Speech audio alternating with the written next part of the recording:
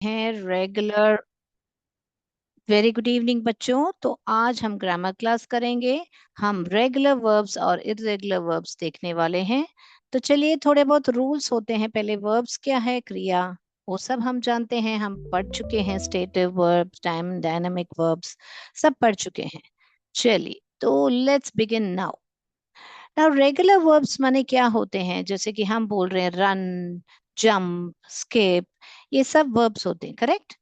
अगर regular verbs में जो पास्ट टेंस में जब हमको बनाना होता है, जैसे कि मैं यहाँ पर लिख के बताती हूँ। यहाँ पर V1 वर्ब 2 वर्ब 3। ओके। तो हम ऐसे, तो मैंने यहाँ पर जैसे मैंने, मान लीजिए मैंने ऐसे जंप लिखा, मैं यहाँ पर लिख रही हूँ जंप।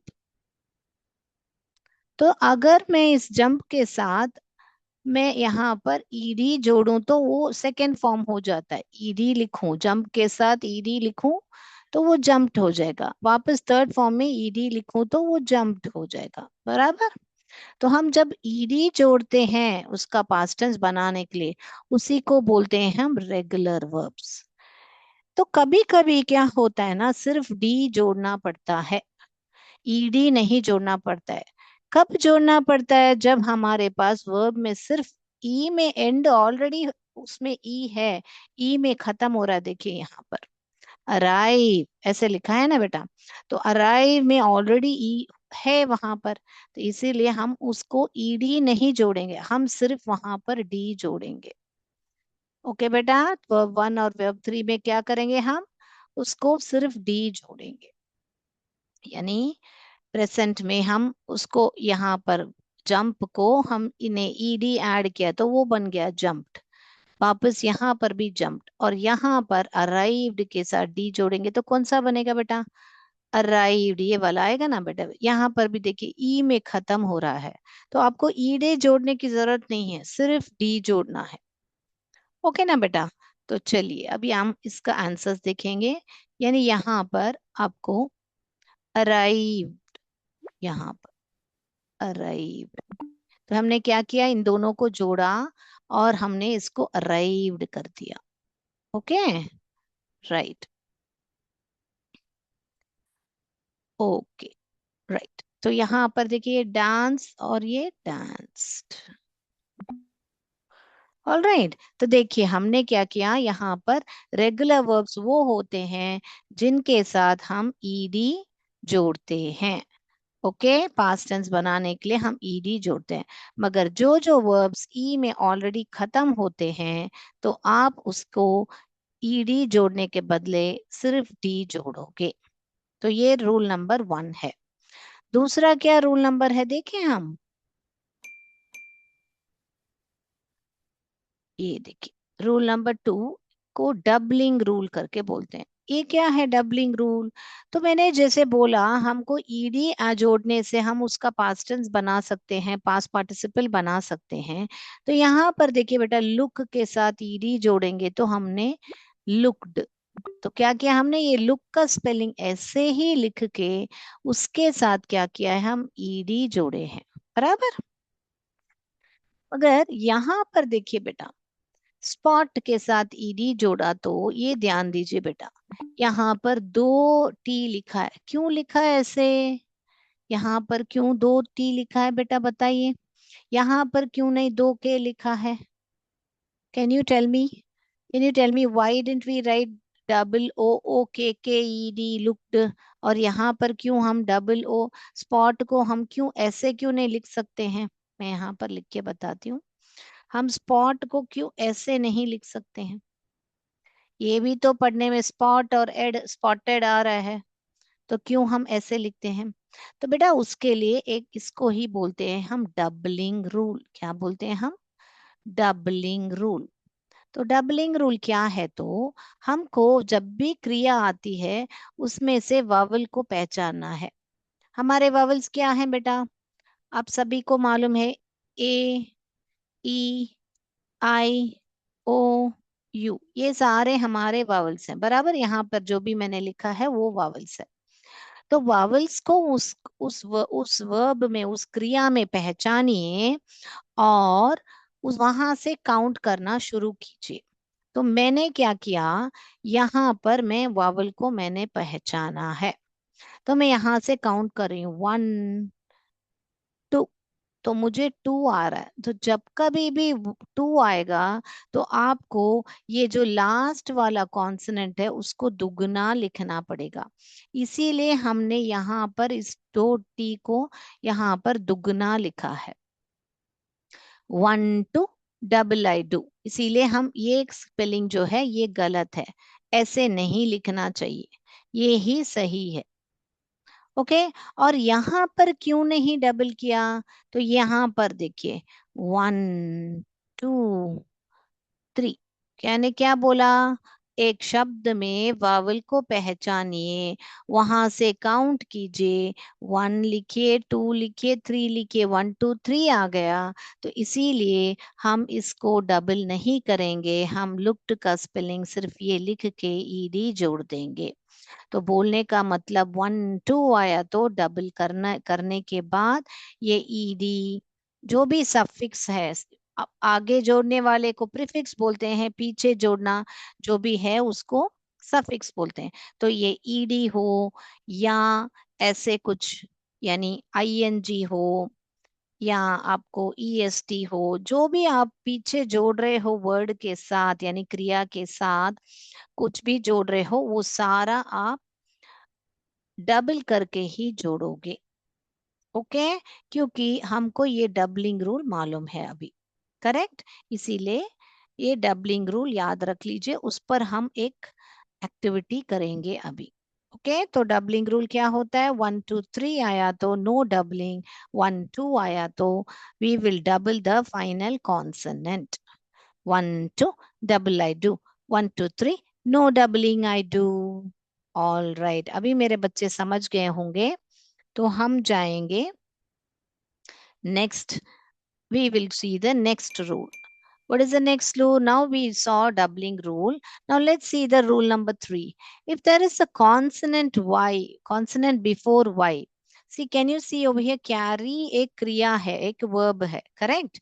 मगर Y के आगे देखिए बेटा कौन आ रहा है, Y के आगे कौन है यहाँ पर देखिए बेटा, Y के आगे, Y के आगे ये कौन आया है, R, यानी कि ये कॉन्सोनेंट है। तो ये कॉन्सोनेंट होने के वजह से हम इस वाई को निकाल के उसके बदले हम आई लिखेंगे, उसके बदले हम आई लिखेंगे, उसके बाद ही ये ईडी जोड़ेंगे। क्या करेंगे बेटा, जब कभी भी कॉन्सोनेंट हो वाई के पहले, अगर आपका जो क्रिया है वाई में खत्म हो रहा है, तो आप क्या करोगे, इस कॉन्सोनेंट को पहचानोगे और उसको क्या करोगे आप, उस वाई को काट के, आप क्या करोगे, इस वाई को काट के उसके बदले आई लिख के ही ईडी जोड़ोगे, तो कैरीड हो जाएगा। ये ही करेक्ट स्पेलिंग है। हम थोड़े ना ऐसे लिखते हैं, क्या हम ऐसे लिखते हैं क्या, CARRYED, ये गलत होगा, this is completely wrong. Okay, this is wrong. You should not be writing like this. This is wrong. You should drop the Y, add I and put ED. So this is the right spelling. Next come same thing देखिए, Y में खत्म हो रहा है मगर यहाँ पर Y के पहले कौन है, कॉन्सोनेंट है, तो इसीलिए हम इस Y को काट देंगे, यहाँ Y को हटा देंगे और उसके बदले एक I डाल के उसके साथ ED जोड़ेंगे, जो कि हरीड करके आएगा। ओके बेटा, तो ये समझ में बात आई क्यों हम इसको ऐसे स्पेलिंग लिखते हैं, राइट। तो कैरीड का स्पेलिंग ये है, हर रीड का स्पेलिंग ये है। तो ये सारा आप देखोगे तो ईडी जुड़ रहा है, मगर आपको सिर्फ इतना ध्यान में रखना है कि उसके आगे वावल है तो डबल करोगे, अगर ई में खत्म हो रहा है तो सिर्फ डी लिखोगे, अगर वाई में खत्म हो रहा है तो उससे पहले हम देखना है कि वहां पर कॉन्सोनेंट है तो वाई को ड्रॉप करके आईईडी जोड़ना है हम। हो गया रूल नंबर 3 क्लियर। अगला देखेंगे हम rule number 4। If there is a vowel before Y, यहाँ पर देखिए बेटा, ये एंजॉय, प्ले, सारा यहाँ पर देखिए बेटा, आपको यहाँ पर वाई के पहले कौन है, यहाँ पर वावल है। यहाँ पर भी वाई के पहले कौन है बेटा, वावल है। और आप ध्यान दोगे तो आप ऑलरेडी फोनिक्स में सीख चुके हो कि ओ आई जो है ऑय साउंड करता है, ओ वाई जो है ए साउंड करता है ना बेटा। हमने फोनिक्स में सीखा है कि ओ आई और ओ वाई जो है दोनों ऑय साउंड करते हैं, और ए आई और ए वाई जो है ए साउंड करते हैं। तो एक साउंड करने वाले को क्या आप अलग कर सकते हो?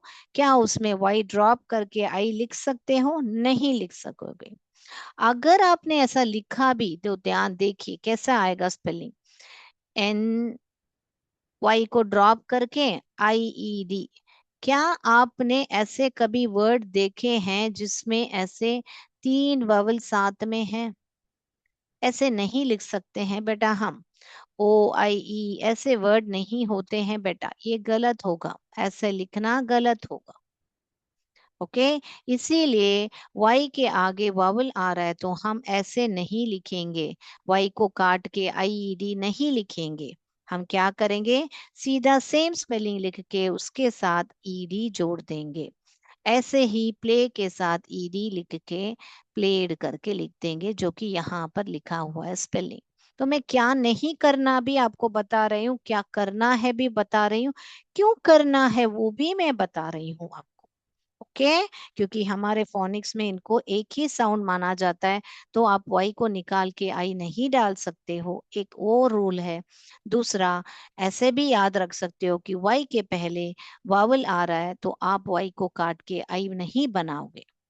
अगर बनाओगे तो ऐसे कुछ स्पेलिंग बन जाएगा जो कि गलत है। Okay, all right. तो अभी हम क्या करेंगे, इसको यहाँ पर इनका आंसर्स लिखेंगे जब हम जोड़ेंगे। एंजॉय के साथ ईडी जोड़ा तो एंजॉयड बन गया, प्ले के साथ ईडी जोड़ा तो प्लेड बन गया। ओके, तो ये हुआ हमारा चार रूल्स जो रेगुलर वर्ब्स।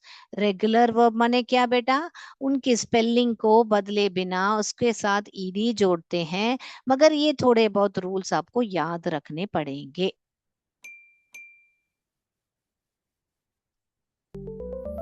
ओके बच्चों, अभी आपको क्लियर हो गया मैं मानती हूँ। तो आप क्या कीजिए, एक बार और एक बार रिवाइज कर लीजिए ताकि आपको रूल्स क्लियर हो जाए। तो पहला रूल क्या है, रेगुलर वर्ब्स क्या है, जिनके पास ईडी जोड़ते हैं, मगर जो ऑलरेडी ई में खत्म होते हैं आप उनके साथ डी सिर्फ ही जोड़ोगे, जैसे कि अराइव्ड एंड डांस्ड का है। दूसरा, डबलिंग रूल में क्या करोगे, आप वावल को पहचानोगे। अगर 1 2 3 आया तो आपको डबल नहीं करना है। अगर 1 2 आया तो आप वो फाइनल कॉन्सोनेंट, यहाँ पे फाइनल कॉन्सोनेंट टी है, इसलिए हमने टी को डबल करके स्पॉटेड करके लिखा है।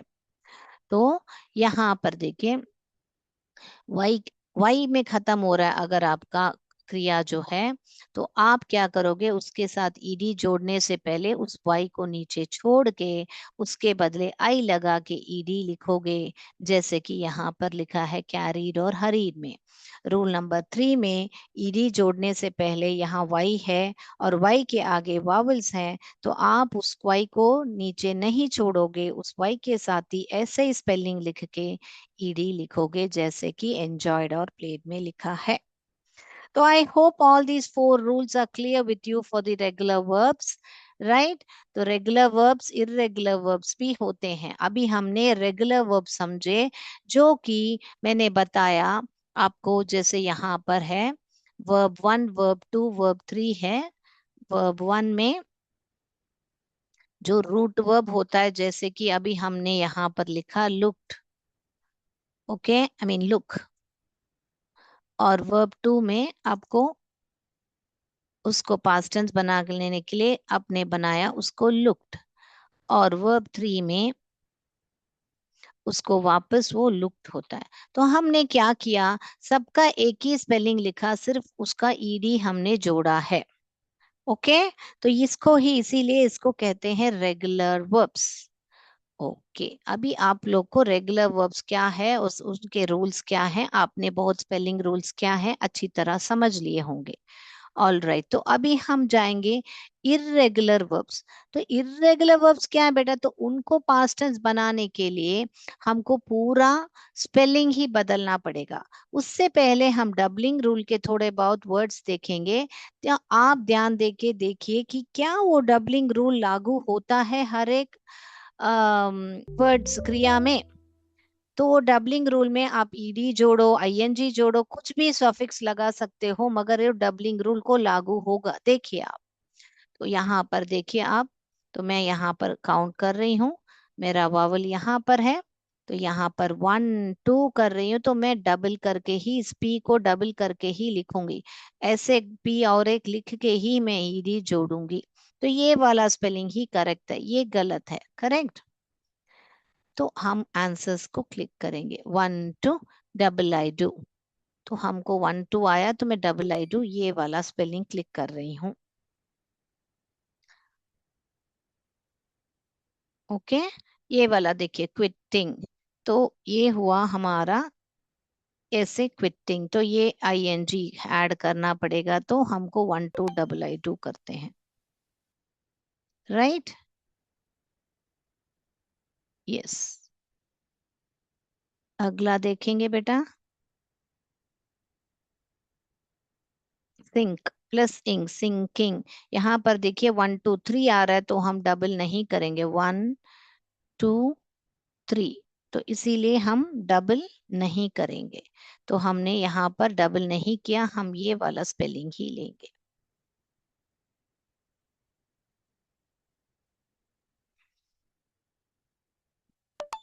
तो ऐसे ही होते हैं हमारे रेगुलर और इरेगुलर वर्ब्स में double, I mean regular verbs में डबलिंग। तो अभी हम जाएंगे जो इरेगुलर वर्ब्स हैं आपके, तो ये वाले आपको ऐसे देखें, ये देखिए, अभी ये देखिए, ये जो है बेस वर्ब है, रूट वर्ब है, कैच कॉट कॉट। ओके, तो देखिए आपका स्पेलिंग ही पूरा बदला है। तो कभी कभी क्या होता है, यहाँ पर देखिए, ये V1 है, ये V2 है, ये V3 है। तो कभी कभी V2 V3 सेम रहता है, कभी कभी V1 V2 सेम रहता है, हर एक का अलग अलग रूल्स रहता है। ऐसे कोई, अभी आप बोलोगे मैम जैसे आपने हमको रेगुलर वर्ब्स का रूल सिखाया, इसका कोई रूल होता है क्या स्पेलिंग? नहीं बेटा, आपको इसका रट्टा लगाना ही पड़ेगा। ओके बेटा, तो अभी हम चलेंगे अगले पर। ये देखिए, ये चूज जो है फर्स्ट फॉर्म है, चोस जो है सेकंड फॉर्म है, चोजन जो है थर्ड फॉर्म है। ओके, अगला देखेंगे बेटा, सॉरी ये, तो ये जो है कम जो है फर्स्ट फॉर्म है, केम जो है सेकंड फॉर्म है, थर्ड फॉर्म कम है। तो यहाँ पर आप ध्यान दीजिए बेटा, यहाँ पर V1 और V3 ये दोनों सेम है, V1 और V3। तो हर एक में अलग हो रहा है बेटा, कभी V2 V3 सेम रहेगा, कभी सारे सेम रहेंगे। आप देखो एग्जाम्पल्स में बहुत सारे आपको दिखाऊंगी। ये देखिए, कॉस्ट कॉस्ट कॉस्ट, ये कॉस्ट है, कॉस्टेड करके कोई वर्ड नहीं है, सब फॉर्म में कॉस्ट कॉस्ट कॉस्ट ही आएगा, V2 में भी V3 में भी। यानी कि बोलने का मतलब है V2 माने क्या, पास्ट टेंस है, ये पास्ट पार्टिसिपल है। ओके, ये भी देखिए बेटा, कट कट कट, ये देखिए, अभी हम इसको सही करना है। डू डिड डन, तो डू होता है V1, डिड होता है V2, और डन होता है V3। ओके, ये देखिए, डील डेल्ट डेल्ट होगा, तो ये हुआ हमारा first, deal dealt dealt. Okay, ये सब आपको बाय हार्ट ही करना पड़ेगा। ये देखो यहाँ पर दोनों सेम है, V2 और V3 में। तो देखा आपने, हर एक वर्ब में अलग अलग हो रहा है, कभी V1 और V3 सेम है, तो कभी V2 V3 सेम है, दोनों सेम है। देखिए, डग डग, डिग यानी खोद, डग यानी खोदा, पास्ट टेंस। तो ड्रीम, तो ये वाला फर्स्ट फॉर्म में आएगा, ड्रीम आजा भाई यहाँ पर अपने जगह पर।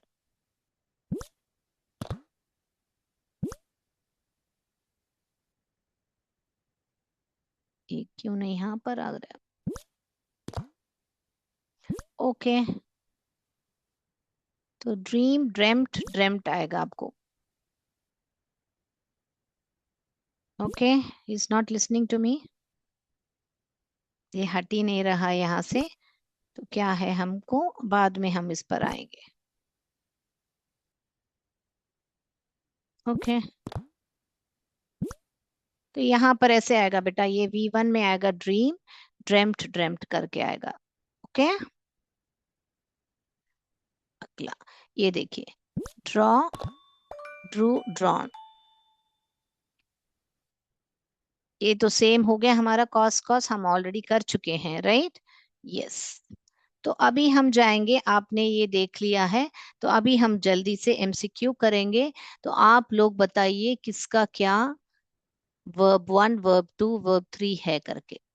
तो चलिए, regular and irregular verbs, which of the following is a regular verb. तो हमने देखा था रेगुलर वर्ब्स माने ईडी लगता है या ये। ओके, तो आप लोग अभी जानिए, which of the following is a regular verb. A go, B play, C eat, D take. Regular verb क्या है इसमें से?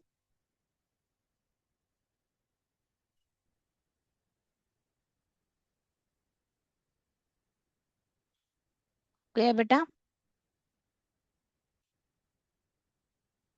The past tense of write is A writed, B writing, C wrote, D written.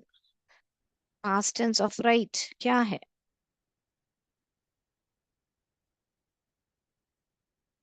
हो गया बेटा, बहुत easy easy सवाल है। राइट का पास्ट टेंस क्या है?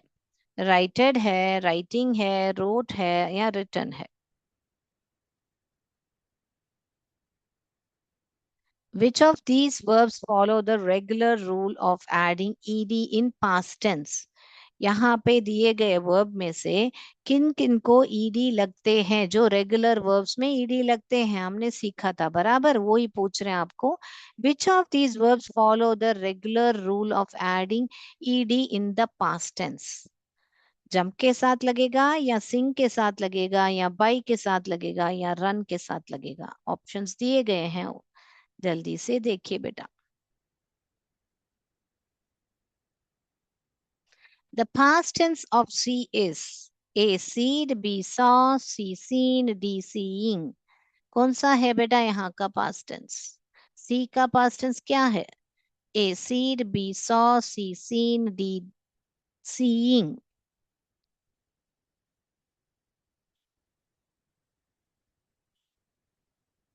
Choose the irregular verb from the list. तो इरेगुलर वर्ब आपको चुनना है बेटा, ध्यान दीजिए, सारे क्रिया ही है, right. A walk, B dance, C break, D help. सारे क्रिया हैं, आपको इनमें से इरेगुलर वर्ब चुनना है।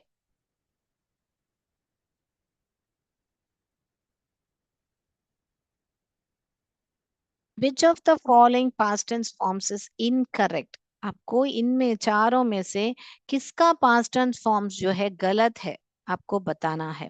Cook cooked, work worked, read red. इसका देखिए स्पेलिंग बेटा दोनों सेम है, मगर हमने पढ़ा हुआ है फोनिक्स में, ये जो है ई का साउंड भी करता है, ए का साउंड भी करता है। यहाँ पर रीड ई, और यहाँ पे रेड ए, ए रेड। ओके, तो ये दोनों रीड रीड नहीं पढ़ने का, रीड रेड होता है बेटा पास्ट टेंस। और डी ऑप्शन में कट कटेड है। The verb teach in past tense is A teached, B taught, C teaching, D teachen।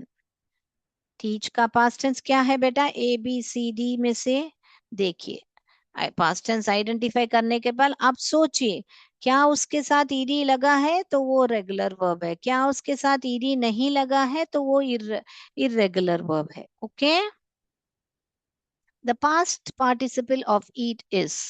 आपको पास्ट पार्टिसिपल पूछा है बेटा, यानी V3 फॉर्म पूछा है। ईट का V3 फॉर्म पूछा है, तो ध्यान से देखिए। A ate, B eaten, C eats, D eating।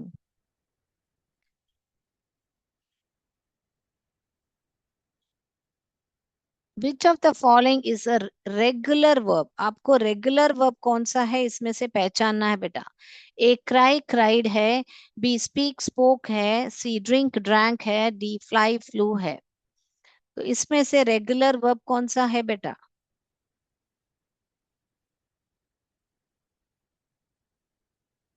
Last वाला देखेंगे हम। Identify the verb that remains the same in present past and participle.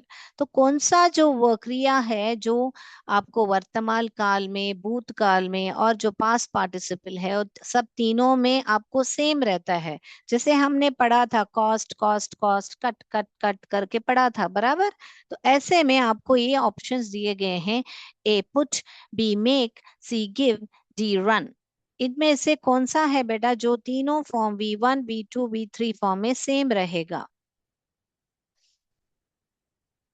हो गया बच्चों?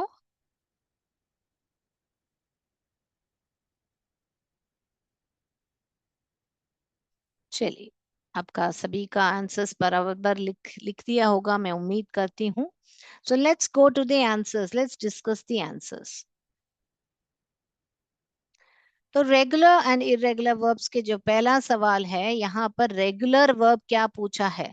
तो यहाँ पर देखिए बेटा, प्ले के साथ ही ईडी लगेगा। ये देखिए गोस, ये आएगा गो वेंट और गॉन आएगा, गो वेंट और गॉन आएगा। तो स्पेलिंग ही बदल रहा है, तो वो इरेगुलर हो गया। और ये जो है प्ले के साथ ही ईडी जुड़ेगा, ईट का भी ईटेन, एट ईटेन आएगा। ये टेक का भी टुक टेकन आएगा। तो सब स्पेलिंग्स बदल रहे हैं। तो ये सारे ए बी और डी जो है इरेगुलर वर्ब्स हैं। सिर्फ बी में जो है वो ही रेगुलर वर्ब है। The past tense of write is, आपका पास्ट पूछा है बेटा, तो रोट लिखोगे। रिटन जो है पास्ट पार्टिसिपल या थ्री थर्ड फॉर्म है, तो आप सी ऑप्शन ही लोगे, यानी कि रोट लिखोगे। Which of these verbs follow the regular rule of adding ed? तो देखिए बेटा, यहाँ पर ed लगा, जंप में सिर्फ ही ईडी लग रहा है, बाकी सब स्पेलिंग बदल रहा है। सिंग का सैंग हो रहा है, बाई का बॉट हो रहा है, रन का रैन हो रहा है। तो सिर्फ जंप में ही ईडी लग रहा है, जो कि रेगुलर वर्ब है, इसीलिए ए ऑप्शन ही सही है। द पास्ट टेंस ऑफ सी, सी का पास्ट टेंस सॉ है बेटा, पास्ट पार्टिसिपली सीन है, इसीलिए बी ऑप्शन ही सही है। चूज द इरेगुलर वर्ब, आपको इरेगुलर वर्ब चुनना है। तो वॉक के साथ भी ईडी लगा सकते हैं, वॉक्ड, तो वो रेगुलर हो वर्ब हो गया। डांस में ई ऑलरेडी है, तो हम सिर्फ डी जोड़ेंगे, तो डांस्ड हो जाएगा, वो रेगुलर वर्ब हो गया। तो हेल्प के साथ भी ईडी लिख सकते हैं, तो वो भी रेगुलर वर्ब हो गया। तो यहाँ पर सिर्फ ब्रेक ही इरेगुलर वर्ब है, जो ब्रेक, ब्रोक, ब्रोकन होगा। तीनों स्पेलिंग अलग है, break, broke, broken. Which of the following past tense forms is incorrect? तो यहाँ पर कट का कट्टेड नहीं आएगा, कट का कट आएगा, इसीलिए डी ऑप्शन ही यहाँ पर आंसर है, जो गलत है। Okay. The verb teach in the past tense is, the teach का पास्ट टेंस क्या है बेटा? टॉट है। ओके, टीचन नहीं है, टीच्ड नहीं है, टॉट है। The past participle of eat is, हमको पास्ट टेंस नहीं पूछा। अगर पास्ट टेंस पूछते तो हम एट लिखते, जो कि ए ऑप्शन था। मगर हमको क्या पूछा गया? पास्ट पार्टिसिपल पूछा गया, इसीलिए ईटन बी ऑप्शन ही सही है। Which of the following is a regular verb? आपको रेगुलर वर्ब, रेगुलर वर्ब माने क्या? ईडी लगता है ना बेटा। तो यहाँ पर ये देखो, स्पोक में ईडी नहीं लगा है, ड्रैंक में ईडी नहीं लगा है, फ्लू में ईडी नहीं लगा है, कहाँ पर ईडी लगाया हुआ है? हमने सीखा था वाई को ड्रॉप करके आईडी लगाना है। तो ये ए ऑप्शन ही सही है, जो ईडी लगा हुआ है वो ही रेगुलर वर्ब है। Identify the verb that remains the same in the present, past and past participle. तो ये तीनों फॉर्म में कौन सा जो वर्ब है, क्रिया है, जो सेम रहता है, वो है ये पुट। पुट जो है तीनों verb one, verb two, verb three में पुट पुट ही रहेगा। ओके बेटा। तो मैं उम्मीद करती हूँ आप लोग को आज का रेगुलर और इरेगुलर वर्ब समझ में आया होगा। इरेगुलर वर्ब्स में जो रूल्स सिखाया था, डबलिंग रूल, सब आपको इंटरेस्टिंग रहा होगा। तो आज के लिए इतना ही बेटा। जय विद्या शक्ति, जय भारत, जय हिंद, धन्यवाद। Thank you sir.